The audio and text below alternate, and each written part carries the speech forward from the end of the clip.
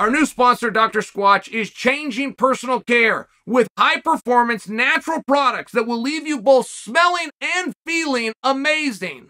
Soaps, hair care, deodorant, you name it, all made without the harsh chemicals I guarantee are in most of the products we've all been using.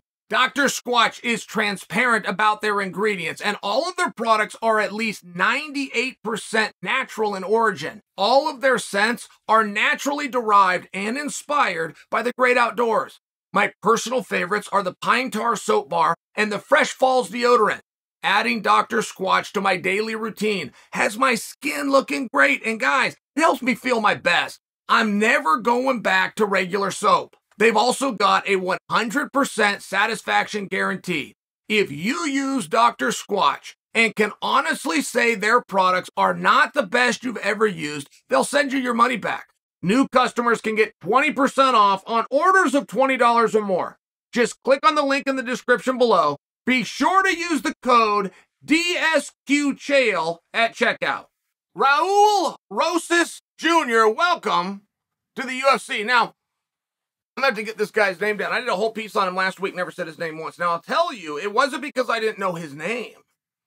It was a situation of, I'm dealing with a minor and I don't know how to behave. I'm going to come to the internet where bullying and terrible things take place, and I'm going to discuss a minor.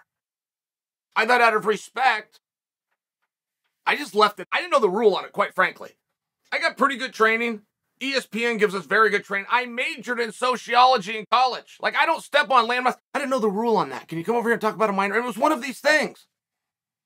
Now, there's a lot of interesting stuff happening. He won on Dana White Contender Series. Dana White came out and said beautiful things about it. Said I was blown away. Said this is a rare talent. Compared him to Mickey Ward. And then Dana spoke from his perspective, saying, even if a guy is young, this is case 17, even if this guy is young, if you're in my spot and you come out and you find a talent, you lock them up. And you don't punish someone because of their talent. If they get good enough, but they're not of the age, you don't punish them for it. You look at it, you recognize it, you work within it. Now, when you come to the UFC, you can't carry a guy. How? Well, you guys go ahead and tell me, how are you going to carry him? Go look at the weight class, look at the limp of everybody who signed. Go find the absolute worst guy. Do you think that guy's going to be an easy fight? No, you do not. No, you don't. Now, you also don't have a need to carry him.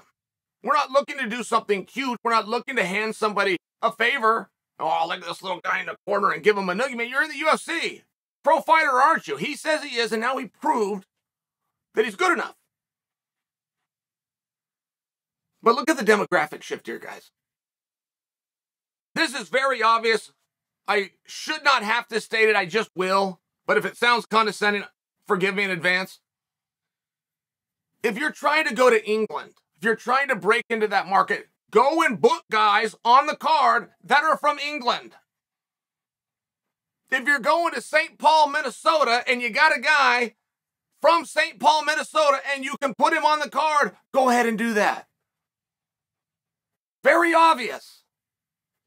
But the UFC has never embraced or been a place for the older fighters to go. Dana spoke about this. Dana's one of his best friends is Chuck Liddell. Dana said, I'm not giving him any more fights. He's too old. It's over.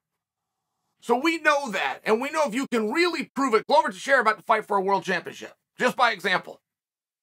Randy Couture went to 47 years old. They used his age and celebrated. If you can prove it and you can stick around, okay, fine.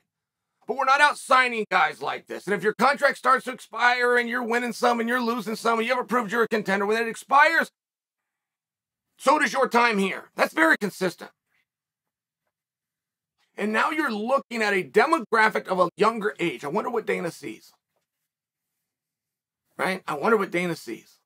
He's telling us that he sees a talent and he's going to lock the talent up. Okay, great. That's true. But it's not the entire pie. It's a piece of it.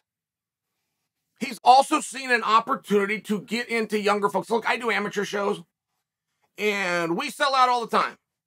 Done 123 shows, sold out 117 of them. We put a high school kid on the card. The high school kid had turned 18, right? He was a senior, but he was still in high school. I will tell you what, we never sold out so fast. Jake Morris is his name. We had never packed a building that fast. And it wasn't just because the kids were coming. That's not what I'm talking about. We exposed to a whole new demographic. It's a whole new market. Kids didn't necessarily feel welcome. It wasn't what they were doing. If you go look at the WWE, go look at John Cena, by example. John Cena's fan base are junior high kids, which is great, but then he has to pretend that he's young. He's got to come out and wear shirts with writing on them. He's got to have a wristband. He's got to do these things. That's great. He knew where his audience was. He knew where the market was. There wasn't fellow junior high kids in the WWE ring. But you had a guy that was acting the way that they behave. It's very basic. It's very simple. But we haven't seen Dana go in this direction. I'm just curious why. Look, everything that's happened at the UFC in the year 2022, it's never happened before. The way that we're booking cards in the UFC is unlike any other year. I'm fascinated by that. Try to study that. I try to learn. I like that side of it. And seeing the fact very consistently that we're not going to the upper end, that we're coming over to the younger end. And this used to be a thing. Dana got away from this. This was a thing. 21 was about not only the youngest you were going to get signed, it was about the oldest you were going to get signed. That lasted. It didn't stick around for long, but that did last. I remember when Nick Diaz came in, by example. I remember when Robbie Lawler came in. It was right during this time. We really need these younger guys. Now, some of the older veterans, Randy Couture helped with this just by example. Some of the older guys started grabbing the belt, started grabbing the championships, and kind of showed everybody, hey, wait just a minute. In this sport, for whatever reason, but 33, that's kind of the sweet spot. 36 is kind of the beginning of the end, but that's still a decade and a half later that at one point was projected, was tested, and shown to be wrong. So this is very consistent. It just hasn't been this obvious. I just pointed out. I love to observe these things. We get a little back and forth, guys, and I'm usually the one that gets to it first. That's why you guys come to me. But sometimes there's something very obvious right in front of my face. Right in front of me. I don't have it. I bring it to you guys. Boom, problem gets solved. So we're looking for a new demographic. We're giving an opportunity to somebody else. And this is so good for the industry. This is so incredibly good. Look, the industry, you back it all the way down. It starts with gyms. If there's no gyms, we don't have MMA. That's where it all, and you got to covet those gyms. You got to treat them with respect. You got to be as nice to them as you can. They take big risks. They work really hard. They close all the time, because think about what you're doing. You're bringing people in, which is largely adults. Now, those adults have children. They're going to sign their children up. It's very tough in MMA. How do you convince a parent to drop their kid off to be punched and kicked? Start with that. How do you convince them to pay for that? Okay, great. When you get past that, how do you convince a parent to drop a kid off to be punched and kicked while telling him your kid won't be able to compete? You're 10 years before you'll ever see him compete. Look, I'd rather go to baseball and watch Junior on Saturday. A lot of it's about me. I've wanted to do this. I've wanted to watch and be involved. It's tough. It happens, and we have an industry, but it's been tough, and Dana just helped to change that. Now there is hope. Now there is opportunity, and we're seeing that. I'm interested. Where does he go from here? Who's going to face him? How are we going to build that up right? It's different. It's very different. Think about a guy throwing down and grounding, dropping elbows